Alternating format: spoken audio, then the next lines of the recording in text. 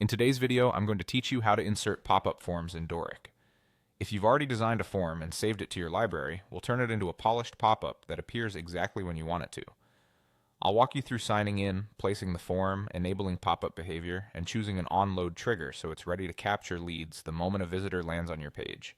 Start by signing into your Dorik account through the login page. Use your preferred sign-in option, and if you authenticate with Google, simply pick the account you use for your site. Once you're in, head to your dashboard and open the site you want to edit by selecting Edit Site. This takes you into the Visual Builder where we'll handle everything.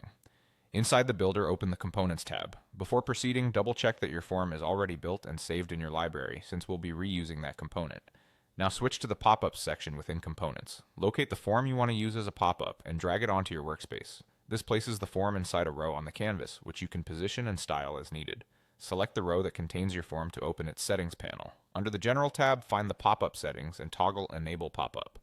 Assign a unique modal ID with no spaces. Something like Sign Up Modal works well, so you can reference this pop-up later. Use the pop-up preview right here in the editor to confirm the layout, spacing, and close behavior look good before moving on. When the row looks right, exit the row editor and open your main page settings. In the Basic tab, locate the pop-up option. For type, choose the modal ID you just created so the page knows which pop-up to call. Then set the trigger to onload. With this trigger, the pop-up will appear automatically as soon as the page loads, which is perfect for time-sensitive announcements or high-priority offers. That's the full flow. Add your saved form as a component, enable pop-up mode on its row, give it a clear modal ID preview, and then link it in page settings with an onload trigger. A couple of quick tips as you finish up. Keep modal IDs short and consistent, avoid spaces or special characters, and preview on both desktop and mobile to make sure the form is easy to dismiss and doesn't block important content. You're all set to deploy a clean, effective pop-up form in Dorik.